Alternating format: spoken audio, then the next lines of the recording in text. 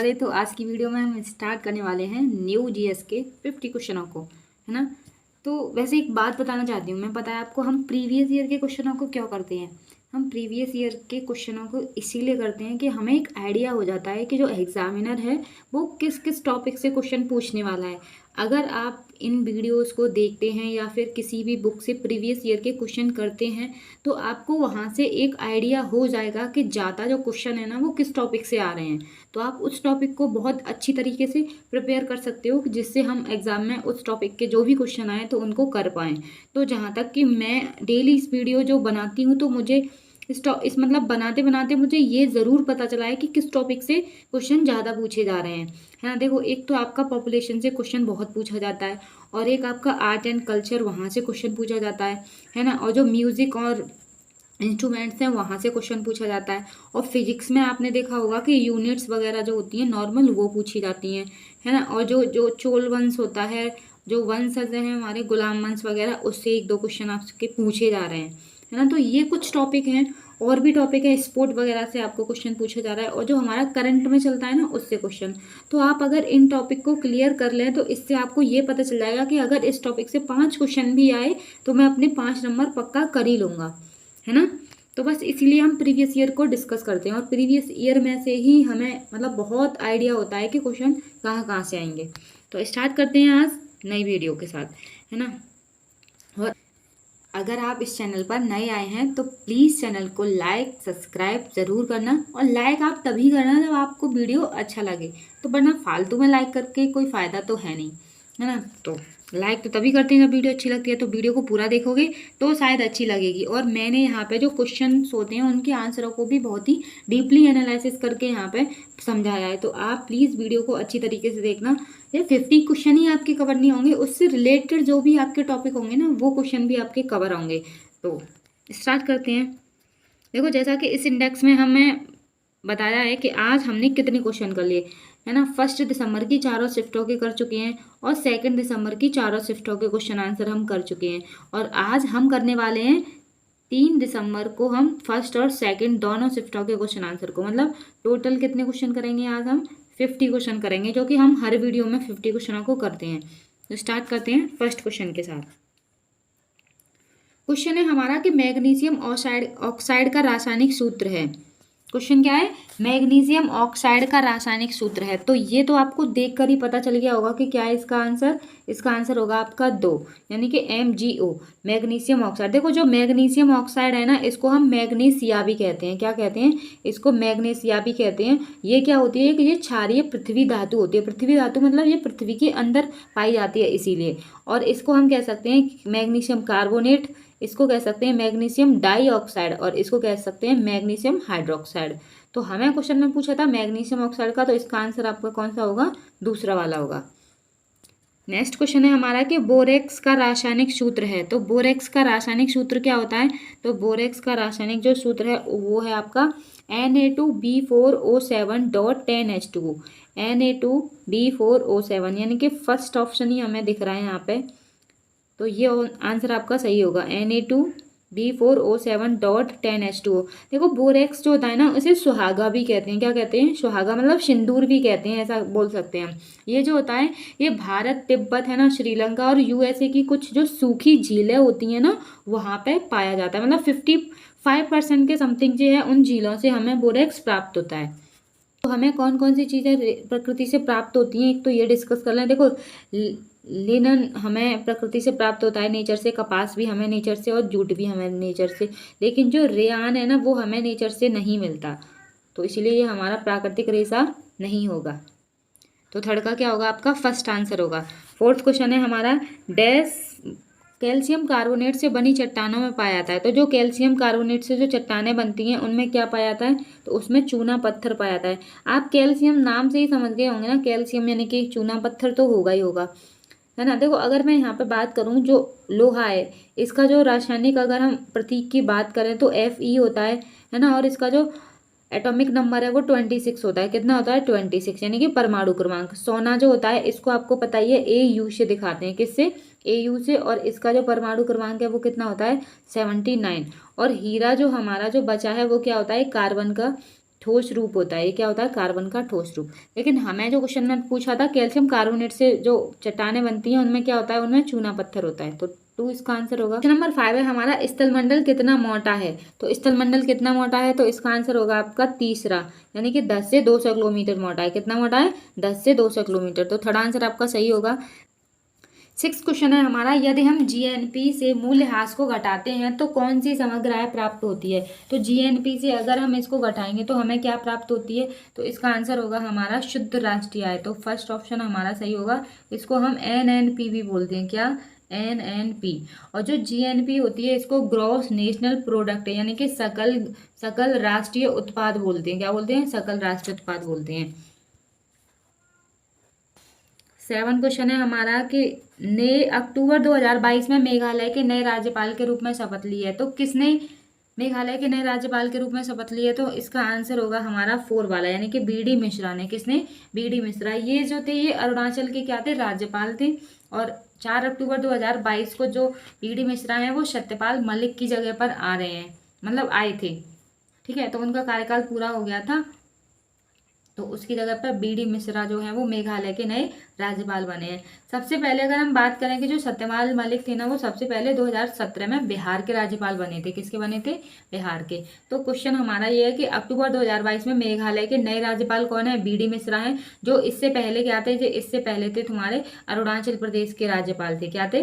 अरुणाचल प्रदेश के राज्यपाल थे। और ये किसकी जगह लेने वाले हैं? तो सत्यपाल मलिक की जगह इन्होंने ली थी। लेने वाले नहीं है, ली थी।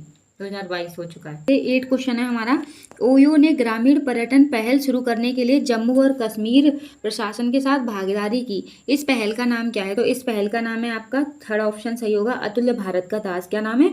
अतुल्य भारत का ताज। देखो, जम्मू और कश्मीर सरकार है ना, और आतिथ्य प्रौद्योगिकी कंपनी जो है ना ओयो ने पूरे केंद्र शासित प्रदेश में अतुल्य भारत का ताज ग्रामीण पर्यटन परियोजना शुरू करने के लिए सहयोग किया, है ना। और ये जो योजना थी आपकी, ये क्या कर रही है? इसके तहत उद्यमशीलता को प्रोत्साहित करने और स्वयं रोजगार की संभावनाएं पैदा करने के लिए यह 75 समुदायों में होमस्टे खोलने की योजना बना रहा है। नेक्स्ट क्वेश्चन पर चलते हैं, 9 पर। 11वीं शताब्दी के आरंभ में चोल राजा राजेंद्र प्रथम ने एक शिव मंदिर का निर्माण कराया और इसे डैश से जक्त सूर्य पीठिका से भर दिया। तो इसका आंसर आपका होगा यहाँ पे चालुक्य। तो मतलब इसे चालुक्यों से जक्त सूर्य पीठिका से भर दिया। आप एक चीज वैसे नोट कर रहे होंगे कि चोल वंश से कुछ ज्यादा क्वेश्चन पूछे जा रहे हैं ना, तो इसीलिए मैं यहाँ पे थोड़ा चोल वंश के बारे में आपको बता दे रही हूँ। 11वीं शताब्दी की शुरुआत में चोल राजा राजेंद्र प्रथम ने एक शिव मंदिर का निर्माण कराया था और इसे चालुक्यों से जब्त किए गए सूर्यपीठ से भर दिया, है ना। चोलों के जो राजेंद्र प्रथम थे, उन्होंने अपने राज्य के केंद्र में एक शिव मंदिर का निर्माण कराया और उसे पराजित राजाओं से ली गई बेशकीमती मूर्तियों से भर दिया था, जिसमें चालुक्यों से एक सूर्यपीठ, एक गणेश जी की मूर्ति, एक दुर्गा माँ की मूर्ति, एक नंदी जी की मूर्ति, है ना, और उड़ीसा के कलिंगों से भैरव जी की मूर्ति और भैरवी की एक छवि और बंगाल के पलाश से काली माँ की मूर्ति जो थी वो प्राप्त हुई थी। चोल साम्राज्य जो था उस पर 1014 से और 1044 ईस्वी तक राजेंद्र प्रथम का क्या रहा था? शासन रहा था। तो अब चलते हैं हम, वैसे मैंने बता दिया था इसका आंसर था आपका चालुक्य। ठीक है, थर्ड आंसर था नेक्स्ट क्वेश्चन है हमारा 10, भारतीय राष्ट्रीय कांग्रेस का पहला सत्र कहाँ आयोजित हुआ था? तो ये आपको पता ही होगा कि ये कहाँ आयोजित हुआ था। तो ये हुआ था हमारा मुंबई में। कहाँ पे हुआ था? मुंबई में हुआ था। ठीक है, देखो भारतीय राष्ट्रीय कांग्रेस की अगर हम बात करें, यहाँ पे ये आई गया है, तो ये बहुत ही इंपॉर्टेंट टॉपिक है कि हमें इससे रिलेटेड क्वेश्चन पूछ ही लेते हैं। तो INC कह सकते हैं हम, यानी कि इंडियन नेशनल कांग्रेस। ठीक है, इसकी जो स्थापना हुई थी वो किसने की थी? एलन ऑक्टेवियन ह्यूम ने की थी। 28 दिसंबर 1885 को की थी। और इसका जो पहला अधिवेशन हुआ था वो कहाँ पे हुआ था? मुंबई में गोकुलदास तेजपाल संस्कृत कॉलेज में आयोजित हुआ था। मुंबई में जब ये अधिवेशन हुआ था तो पहले अध्यक्ष कौन थे इस अधिवेशन के? तो वो थे व्योमेश चंद्र बनर्जी। कौन थे? व्योमेश चंद्र बनर्जी थे। और वहाँ पे उस टाइम पर कितने प्रतिनिधियों ने भाग लिया था? तो 72 प्रतिनिधियों ने भाग लिया था। कांग्रेस की स्थापना के दौरान बहुत ही महत्वपूर्ण जो नेता थे, जैसे दादा भाई नौरोजी, बदरुद्दीन तैयब जी, है ना, आनंद मोहन बोस और R.C. दत्त, फिरोज शाह मेहता, G.K. गोखले जी, सुब्रमण्यम अय्यर, दिनेशो वाचाल, बाल गंगाधर तिलक, महादेव गोविंद रानाडे, मदन मोहन मालवीय और भी बहुत सारे नेता थे। पूर्व में भारतीय राष्ट्रीय कांग्रेस को भारतीय राष्ट्रीय संघ के रूप में जाना जाता था। और जो जब हमारी जो राष्ट्रीय कांग्रेस का जो गठन हुआ था उस टाइम पे भारत के जो वायसराय थे वो कौन थे? लॉर्ड डफरिन थे। कौन थे? Lord Dufferin. लॉर्ड डफरिन का जो कार्यकाल था ना वो 1884 से और 1888 तक रहा था। तो ये टॉपिक मुझे लगता है आपको समझ में आ गया होगा, है ना। मैं इससे रिलेटेड कुछ अगर बात करूं कि जो अधिवेशन हुए थे तो कौन कौन से अधिवेशन जो इम्पोर्टेंट हैं उनके बारे में और आप एक बार पढ़ सकते हो। जैसे कि मुंबई में हुआ था, है ना, 1885 में हुआ था। उसके अध्यक्ष कौन थे? तो व्योमेश चंद्र बनर्जी थे। कलकत्ता में हुआ था और जो अध्यक्ष थे वो थे व्योमेश चंद्र बनर्जी। कलकत्ता में 1896 में हुआ था, जो अध्यक्ष थे वो थे रहीमतुल्ला शियानी। लखनऊ में हुआ था 1899 में और उसकी अध्यक्षता किसने की थी? रोमेश चंद्र दत्त ने की थी। और बनारस में 1905 में हुआ था, गोपाल कृष्ण गोखले जी ने की थी। कलकत्ता में 1906 में हुआ था, दादा भाई नौरोजी ने की थी। सूरत में 1907 में हुआ था, रास बिहारी घोष ने की थी। लखनऊ में 1916 में हुआ था, A.C. मजूमदार ने की। कलकत्ता में हुआ था 1920 में लाला लाजपत राय ने की। नागपुर में 1920 में हुआ था, सी विजय राघवाचारी ने की थी। मद्रास में 1927 में हुआ था, डॉक्टर M.A. अंसारी ने की। और मुंबई में 1934 में हुआ था, राजेंद्र प्रसाद जी ने की। और त्रिपुरा में 1939 में हुआ था, राजेंद्र प्रसाद और सुभाष चंद्र बोस ने की थी अध्यक्षता। तो यहाँ से आपको कुछ जो है वो याद करने पड़ेंगे, जैसे 1906 1907 वाले अधिवेशन लखनऊ का, है ना, सूरत का अधिवेशन पूछ लेते हैं, उनके अध्यक्ष भी पूछ लेते हैं। तो आप एक बार इनको रिवाइज कर लेना। हम चलते हैं नेक्स्ट क्वेश्चन पर 11 पर। विद्युत धारा को नामक इकाई द्वारा व्यक्त किया था। तो विद्युत धारा को किस इकाई द्वारा व्यक्त करते हैं? तो विद्युत धारा को जो हम नापते हैं वो किसे नापते हैं? एम्पियर। तो आपका आंसर जो होगा वो क्या होगा? सेकंड होगा।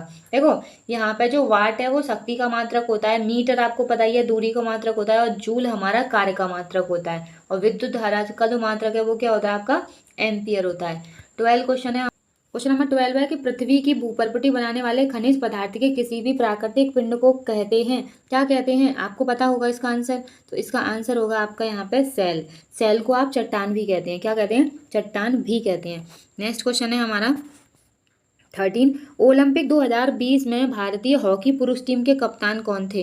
तो ये आपको याद रहा होगा, बहुत ज़्यादा ये न्यूज़ में रहे थे उस टाइम पे। तो कौन थे भारतीय पुरुष हॉकी टीम के कप्तान? थे वो थे मनप्रीत सिंह। कौन थे?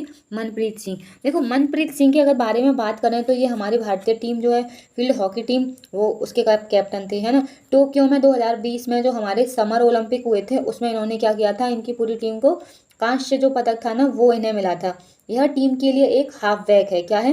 हाफ बैक है। उन्होंने 2012 में ओलंपिक में भारत के लिए खेला और 2014 में उन्हें एशिया का junior player of the year भी चुना गया था। क्या चुना गया था? एशिया का junior player of the year चुना गया था। नेक्स्ट क्वेश्चन पे चलते हैं 14। निम्नलिखित में से कौन सा ई कॉमर्स का वर्गीकरण नहीं है? तो देखो ई कॉमर्स का वर्गीकरण नहीं है तो इसका आंसर होगा आपका D2D, मतलब है डिस्ट्रीब्यूटर टू डिस्ट्रीब्यूटर। ठीक है। और हम बात करें जैसे कि B2C है, तो B2C का मतलब होगा यहाँ पे व्यापार से उपभोक्ता, मतलब बिजनेस, है ना, बिजनेस से और क्या उपभोक्ता मतलब कंज्यूमर। तो बिजनेस टू कंज्यूमर हो गया, है ना, व्यापार से उपभोक्ता। B2B का मतलब बिजनेस टू बिजनेस, मतलब व्यापार से व्यापार हो गया। और C2C का मतलब हो गया कंज्यूमर टू कंज्यूमर, मतलब उपभोक्ता से और उपभोक्ता को। तो ई कॉमर्स का मतलब यानी कि ऑनलाइन सामान वगैरह जो मंगाने होते हैं तो वो हमारा D2D है, वो इसका पार्ट नहीं है, क्योंकि यहाँ पे हम डायरेक्ट उपभोक्ता से और उपभोक्ता को ही यहाँ पे कनेक्ट करा रहे हैं, है ना। तो अगला क्वेश्चन हमारा क्या है 14 के बाद 15। निम्नलिखित में से कौन सा पद कवि हरिशेर के पास नहीं था? तो कवि हरिशेर के पास कौन सा पद नहीं था? तो इसमें से आपका आंसर होगा यहाँ पे नागर श्रेष्ठी। तो आपका थर्ड ऑप्शन जो है वो सही होगा, नागर श्रेष्ठी। देखो समुद्रगुप्त ने इन्हें अपना दरबारी कवि माना था। किसको माना था? हरिशेर जी को। किसने माना था? समुद्रगुप्त ने, जो कि गुप्त वंश का शासक था। क्वेश्चन नंबर 16 है कि संविधान डैश वर्ष से कम आयु के बच्चों को कारखाने, है ना, जो खतरनाक जो फैक्ट्रियां होती हैं वहां पे काम करने के लिए मना किया है। तो इसका आंसर आपका कितना होगा? ये तो आपको भी पता है कि कितने साल तक के बच्चों के लिए मना है। तो वो है आपकी यहाँ पे 14 साल तक के बच्चों के लिए। ठीक है। तो जो हमारा आर्टिकल किस में आता है? 24 में आता है, जिसमें बाल श्रम पर क्या है? निषेध, मतलब मना किया है बच्चों के काम करने के लिए सरकार ने। निम्नलिखित में से किसे तमिलनाडु में नव वर्ष के रूप में मनाते हैं। देखो तमिलनाडु में नव वर्ष के रूप में यहाँ पे एक त्यौहार है जो क्या मनाते हैं, पुथांडु। क्या मनाते हैं, पुथांडु। जैसे तमिल के हिंदुओं का त्यौहार होता है। अगर मैं बात करूँ यहाँ पे उगादि की, तो उगादि क्या होता है, ये भी मतलब नए साल का त्यौहार होता है जो कि कौन मनाता है, आंध्र प्रदेश में और तेलंगाना में वो लोग मनाते हैं। और जो पोंगल है ये आपको पता है भारत और श्रीलंका में जो तमिल रहते हैं वो मनाते हैं पोंगल त्यौहार। और ओणम आपको पता ही है जी, वार्षिक फसल का उत्सव है। किसका, वार्षिक फसल का उत्सव है। नेक्स्ट क्वेश्चन पर चलते हैं 18 पर। कोश का विभाजन के डैश मुख्य प्रकार हैं। तो कोश का विभाजन के कितने प्रकार हैं, तो वो हैं आपके 2 प्रकार। कितने हैं, 2। यानी कि फर्स्ट होता है हमारा समसूत्री विभाजन और दूसरा होता है हमारा अर्धसूत्री विभाजन। 19 क्वेश्चन है हमारा कि राजश्री सिरके को कथक में उनके उत्कृष्ट प्रदर्शन के लिए 2013 में निम्नलिखित में से कौन से प्रतिष्ठित नृत्य पुरस्कार से सम्मानित किया गया था। तो किस पुरस्कार से उन्हें सम्मानित किया गया था, तो इसका आंसर होगा आपका यहाँ पे संगीत नाटक अकादमी पुरस्कार से। किससे सम्मानित किया गया था, संगीत नाटक अकेडमी पुरस्कार से सम्मानित किया गया था। ठीक है। अगर देखो मैं यहाँ पे बात करूँ यहाँ पे किसकी, जो पुरस्कार होते हैं जैसे पद्मश्री है ना। पद्मश्री में क्या होता है, पद्मश्री जो पुरस्कार होता है ये भारत रत्न, पद्म विभूषण और पद्म भूषण के बाद भारत का चौथा सबसे बड़ा नागरिक सम्मान होता है। अगर कालिदास सम्मान की बात करें, ये क्या होता है, तो भारतीय राज्य मध्य प्रदेश में प्रतिवर्ष कालिदास सम्मान प्रदान करता है जो कला के लिए पुरस्कार दिया जाता है। और अब हमारा जो फर्स्ट ऑप्शन है राष्ट्रीय फिल्म पुरस्कार, ये क्या है, भारत में सबसे प्रतिष्ठित फिल्म पुरस्कार सो राष्ट्रीय फिल्म पुरस्कार है। इसकी जो शुरुआत हुई थी वो 1954 में हुई थी। कब हुई थी, 1954 में। और हमारा जो मेन आंसर है वो ये था कि जो राजश्री सिरके हैं उनको कथक के लिए उत्कृष्ट प्रदर्शन के लिए 2013 में एक पुरस्कार दिया गया था। तो वो कौन सा था, संगीत नाटक अकादमी पुरस्कार था। अगले क्वेश्चन पर चलते हैं 20 पर। निम्नलिखित में से कौन सा क्रम दिल्ली वंशों के संदर्भ में सही है। तो कौन सा क्रम सही है, तो इसका आपका आंसर होगा यहाँ पे राजपूत वंश वाला, यानी कि फर्स्ट ऑप्शन आपका यहाँ पे सही है। राजपूत वंश आया था, फिर खिलजी वंश है ना, फिर आया था आपका तुगलक वंश। तो इसका जो सीरियल से सबसे पहले राजपूत आए थे, फिर खिलजी आए थे, फिर तुगलक आए थे। बीच में भी आए हैं अलग अलग, लेकिन हम यहाँ पे सीरियल की बात कर रहे हैं। तो जैसा कि आपको यहाँ पे दिख रहा होगा साइड में, मैंने यहाँ पे बताया है कि दिल्ली सल्तनत थी। दिल्ली में स्थित एक इस्लामी साम्राज्य था जो 320 वर्षों तक चला था। कितने वर्षों तक, 320 वर्षों तक चला था। दिल्ली के शासक राजवंशों में शामिल है, जैसे कि सबसे पहले राजपूत राजवंश आया था, है ना। फिर दूसरे पे हम कह सकते हैं कि प्रारंभिक तुर्की शासक, जो कि 1206 से और 1290 तक उनका कार्यकाल रहा।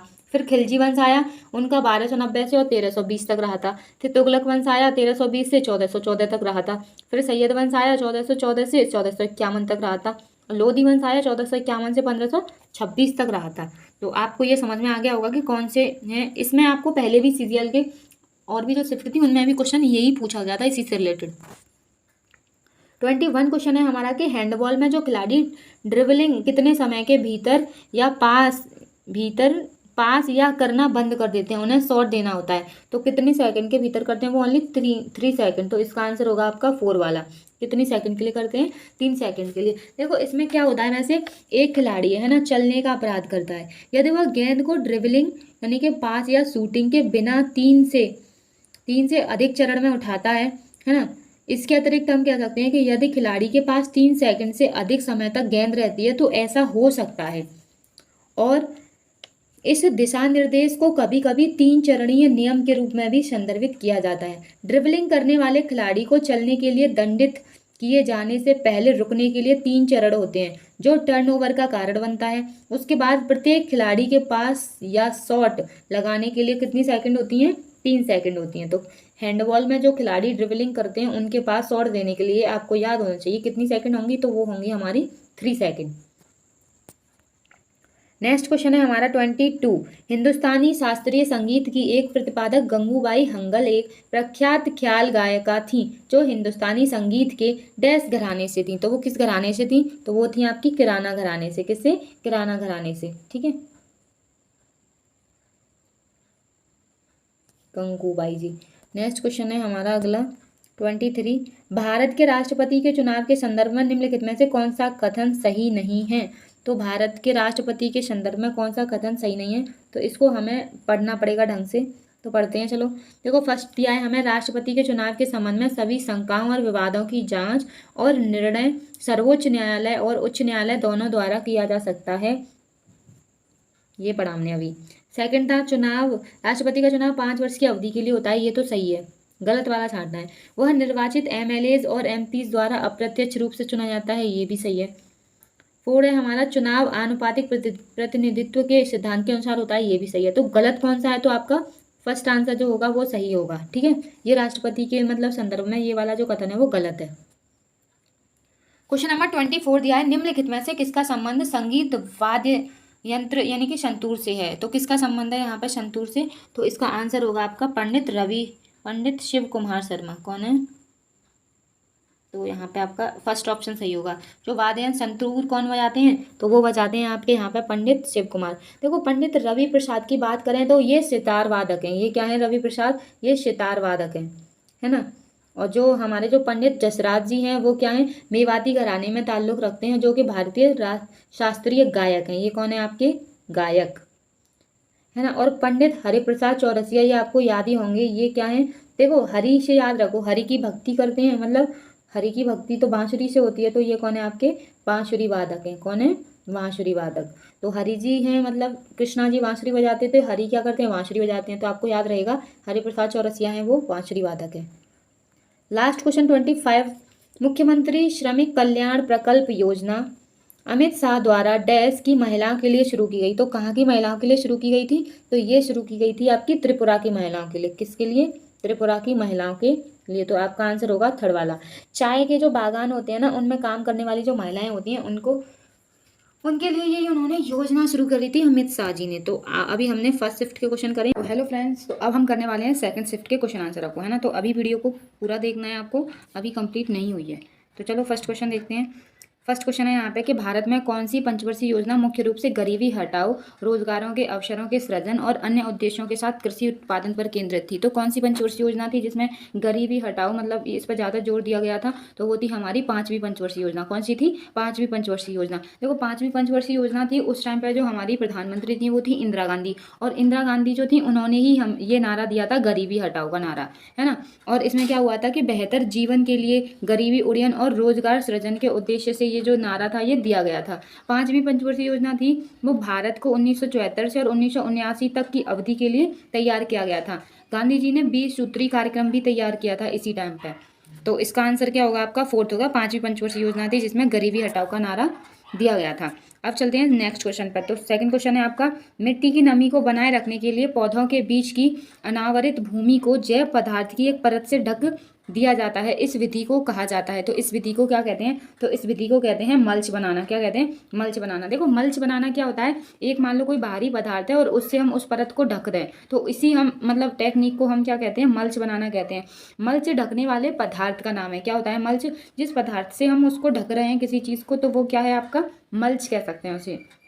जैसे कि मान लो कोई भी मतलब कुछ भी सामान रखा हुआ है और आपने उसको किसी से कवर कर दिया, है ना। तो जिस सामान से आपने कवर किया है तो वो आपके लिए मतलब एक मल्च टाइप का हो गया, मतलब उसने कवर किया है।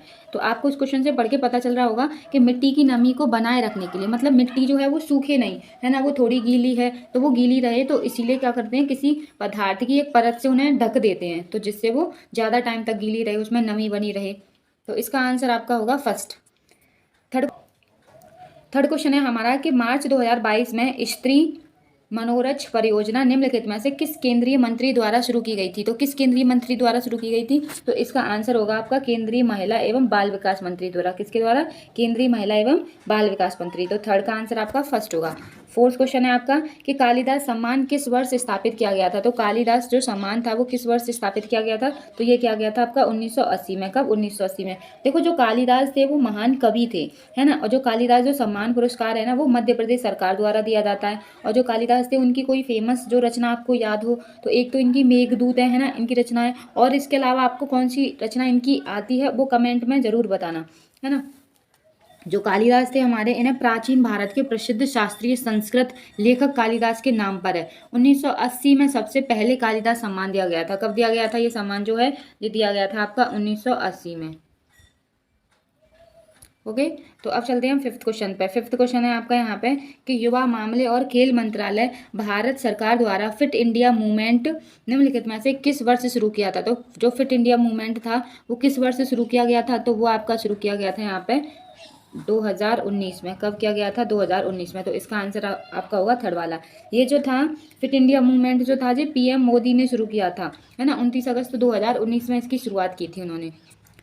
किसने बड़ी संख्या में तत्वों का एक्सरे स्पेक्ट्रोस्कोपिक अध्ययन किया, है ना, और दिखाया कि तत्वों द्वारा उत्सर्जित एक्सरे की आवृत्ति परमाणु द्रव्यमान के बजाय परमाणु संख्या जेड से संबंधित होती है। तो इसके बारे में बताया था हेनरी मोसले ने। तो आपका सेकंड ऑप्शन सही होगा।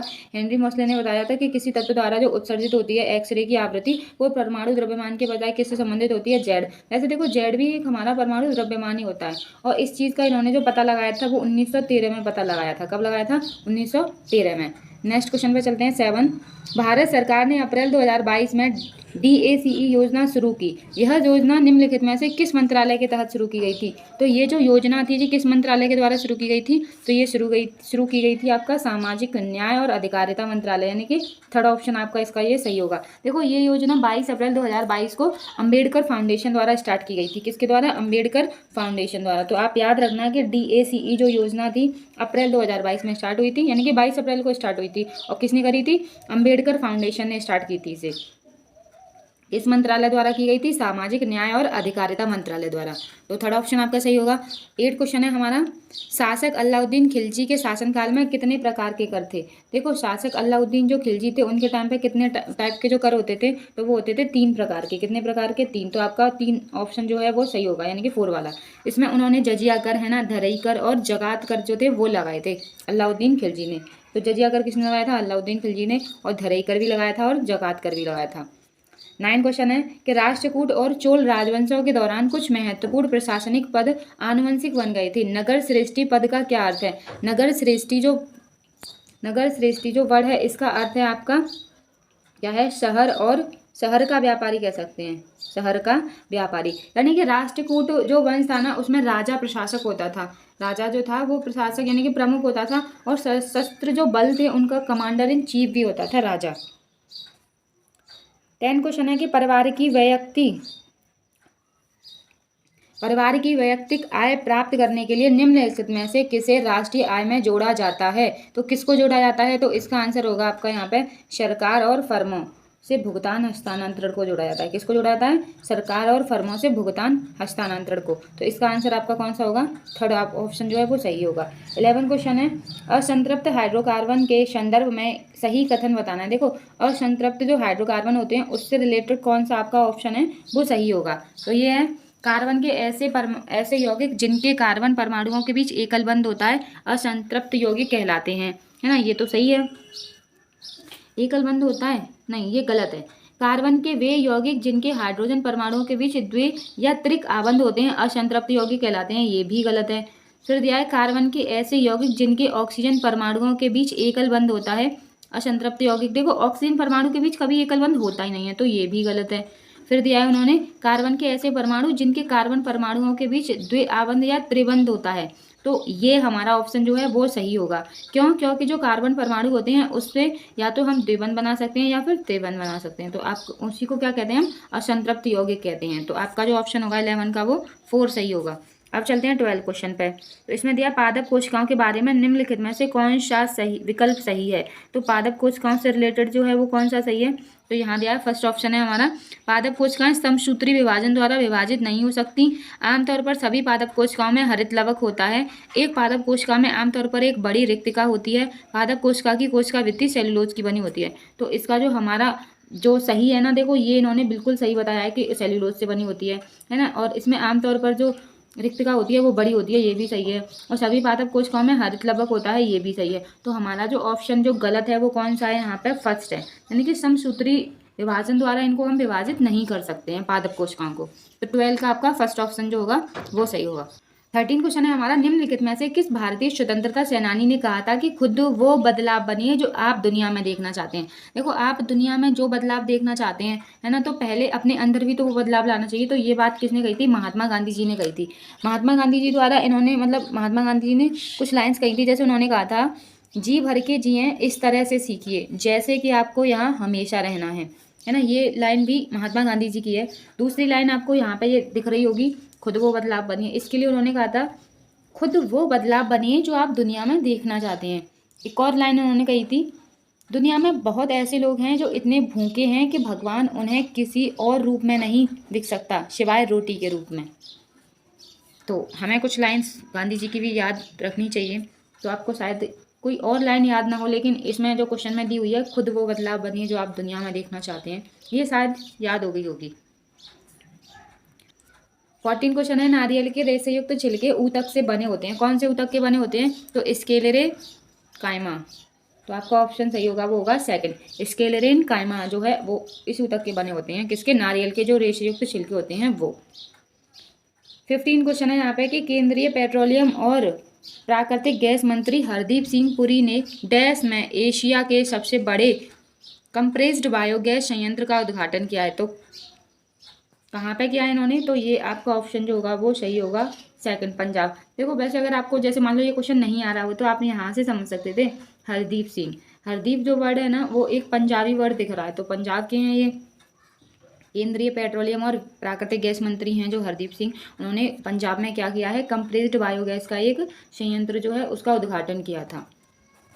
नेक्स्ट क्वेश्चन है हमारा 16, निम्नलिखित में से किसके जन्मदिवस पर अंतर्राष्ट्रीय अहिंसा दिवस के रूप में मनाते हैं? देखो अंतर्राष्ट्रीय अहिंसा दिवस है वो हम किसके जन्मदिवस पर मनाते हैं? तो वो है गांधी जी के जन्मदिवस पर। यानी कि अहिंसा दिवस मनाया कब जाता है? तो वो मनाया जाता है आपका 2 अक्टूबर को, और 2 अक्टूबर को गांधी जयंती होती है। 2 अक्टूबर को और क्या हुआ था? 2 अक्टूबर को और हुआ था लाल बहादुर शास्त्री जी का जन्म हुआ था। अब चलते हैं हम नेक्स्ट 17 क्वेश्चन है हमारा कि पुरुषों के फ्रेंच ओपन यानी कि रोलैंड गैरोस टेनिस 2021 का फाइनल कब हुआ था? तो ये फाइनल जो था 2021 का ये हुआ था 13 जून को। कब हुआ था? 13 जून को। और जो पुरुषों की फ्रेंच ओपन में अगर हम पूछे कि खिताब जो था वो किसने जीता था, तो वो थे नोवाक जोकोविच। इन्होंने क्या किया था? फाइनल में स्टेफानोस को सित्सिपास को हराकर 2021 में फ्रेंच ओपन का जो खिताब था वो जीत लिया था।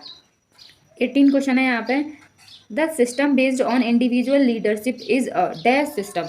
जो सिस्टम बेस्ड इंडिविजुअल लीडरशिप जो होती है वो किस सिस्टम का मतलब कह सकते हैं मतलब पार्ट है? तो वो आपकी होगी प्रेसिडेंटियल, मतलब राष्ट्रपति प्रणाली जो होती है वो। तो इसका आंसर होगा आपका फर्स्ट। 19 क्वेश्चन है कि जट जटिन किस भारतीय राज्य का लोक नृत्य है? तो जट जटिन जो है वो किस भारतीय राज्य का लोक नृत्य है? तो वो है आपका बिहार का। किसका है? बिहार का लोक नृत्य है। कौन सा? जट जटिन। 20 क्वेश्चन है कि निम्नलिखित में से कौन सी नदी पंचनाद में शामिल नहीं है? देखो तो कौन सी नदी है जो पंचनाद में शामिल नहीं है? तो वो है आपका फर्स्ट ऑप्शन यानी कि सिंधु नदी है। देखो साइड में आपको दिख रहा होगा कि जो पंचनद है ना उसमें सिंधु के बाएं किनारे पर स्थित 5 नदियां शामिल हैं। वे सिंधु नदी की सहायक नदियां भी हैं जो 5 उसमें शामिल है वो।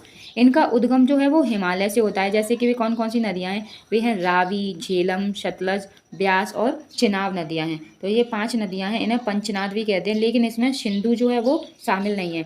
सिंधु की बात करें अगर हम, तो सिंधु नदी जो प्रणाली है ये तिब्बती क्षेत्र में बोखरचू के पास एक हिमनद से निकलती है। कहाँ से निकलती है? तिब्बत क्षेत्र में बोखरचू के पास एक हिमनद से। अन्य सहायक नदियाँ जैसे कि श्योक है, गिलगिल है, जास्कर, हुंजा है, नुब्रा, शिंगार, गेस्टिंग और द्रास है। तिब्बत में सिंधु नदी की शिंगी खम्मन के नाम से भी जाना जाता है।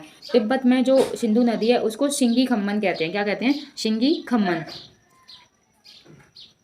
21 क्वेश्चन है हमारा कि 2011 की जनगणना के अनुसार निम्न में से किस राज्य की साक्षरता सबसे अधिक थी? देखो साक्षरता की बात करें तो किस राज्य की सबसे अधिक थी? तो वो थी आपकी किसकी? वो थी केरल की। आपको पता ही है कि केरल की जो साक्षरता थी वो 94% थी। और सेकंड नंबर पे जो था वो कौन था? आपका लक्षद्वीप था, वो सेकंड नंबर पे था, है ना। और जो मिजोरम था वो थर्ड नंबर पे था, और जो गोवा था वो फोर्थ नंबर पे था, और जो 5th नंबर पे था वो था आपका त्रिपुरा। कौन था? त्रिपुरा। किस में? 2011 की जनगणना में साक्षरता के अकॉर्डिंग जो था, साक्षरता दर किसकी अधिक थी? तो केरल की सबसे ज़्यादा थी, 94% थी। अगले क्वेश्चन पे चलिए। 2 क्वेश्चन है हमारा कि लोकतंत्र के 2 सबसे आवश्यक अधिकार कौन से हैं? तो सबसे इंपॉर्टेंट जो हमारे अधिकार हैं फंडामेंटल, तो वो कौन से हैं? तो वो आपका ऑप्शन जो है वो सही होगा, समानता और स्वतंत्रता का अधिकार। तो फर्स्ट ऑप्शन जो है वो सही है, किसका? समानता और स्वतंत्रता का अधिकार जो है वो है। 23 क्वेश्चन है कि निम्नलिखित में से किसने अंतर्राष्ट्रीय संगीत में अपने योगदान के लिए ऑस्कर और गोल्डन ग्लोब पुरस्कार जीता था? तो ये जीता था किसने? AR रहमान ने। जी आपको पहली की जो शिफ्ट कराई थी उनमें भी ये क्वेश्चन आया था कि AR जो रहमान है उन्होंने गोल्डन ग्लोब पुरस्कार जीता था। इन्हें स्लैम डॉग करके कोई इनकी मूवी होगी उसके लिए, है ना। AR रहमान ने बहुत सारी मूवीज में गाना गाया है। मुगल शासक औरंगजेब की मृत्यु किस वर्ष में हुई थी? तो इनकी मृत्यु हुई थी 1607 में। कब हुई थी? 1607 में। इनका जो शासनकाल था वो 1658 से और 1707 तक चला था। देखो इन्होंने क्या किया था, जो वो थे मतलब उसके सिखों के जो 9वें गुरु थे ना तेग बहादुर, वो इस्लाम नहीं अपना रहे थे। इस्लाम न अपनाने पर जो औरंगजेब थे इन्होंने उनकी हत्या करवा दी थी, मतलब मार दिया था उन्हें। 25 क्वेश्चन है कि पर्वत एशिया को यूरोप से अलग करता है। तो कौन सा पर्वत है जो एशिया को यूरोप से अलग करता है? तो इसका आंसर होगा आपका यूराल पर्वत। कौन सा है? यूराल पर्वत। देखो यूराल पर्वत की अगर हम बात करें तो ये कजाकिस्तान की सीमा के साथ कारा सागर से कजाका स्टेपी तक फैला हुआ है। कहाँ तक? कजाका स्टेपी तक फैला हुआ है ना। और भौगोलिक रूप से यह श्रृंखला यूरोप और एशिया के बीच की सीमा के उत्तरी भाग को चिन्हित करती है। वे कजाकिस्तान के युवा और कमजोर महाद्वीप के साथ बृहद महाद्वीप लोरूशिया के महाद्वीप टकराव के कारण बनते हैं। तो यहाँ से आपको पता चल गया हो ना। वैसे यूराल जो पर्वत है ना उसके नीचे मतलब कुछ नदियाँ बहती हैं, जैसे कि आर्कटिक महासागर या फिर कैस्पियन सागर में गिरती हैं।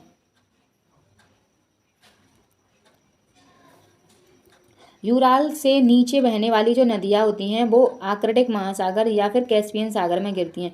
पर्वत श्रृंखला के उत्तरी भाग में ठंडा बरसात का मौसम मिलता है, जबकि दक्षिणी भाग एक गर्म रेगिस्तान मिलता है। यूराल पर्वत का जो दक्षिणी भाग है उसमें गर्म रेगिस्तान है। आपको इस पिक्चर में दिख रहा होगा ना, यहाँ पे देखो इधर यूरोप है और इधर एशिया है और बीच में हमारा जो है वो क्या है? यूराल पर्वत है। क्या है? यूराल पर्वत। तो अब हमारी वीडियो हो चुकी है complete. So thank you guys video को पूरा देखने के लिए। प्लीज़ लाइक शेयर कमेंट करके बताना आपको वीडियो कैसा लगा। और अगर आप किसी नए टॉपिक पर वीडियो चाहते हैं तो कमेंट में बता सकते हैं कि किस टॉपिक पर आपको वीडियो, कि बताना कि आपको वीडियो कैसा लगा। आप कमेंट करते हैं तो मुझे अच्छा लगता है, मैं डेली कमेंट्स को पढ़ती हूँ। अच्छा लगा तभी बता देना, बुरा लगा तभी बता देना, लेकिन बता तो सकते हो ना। तो बाय, कल मिलते हैं नई वीडियो के साथ।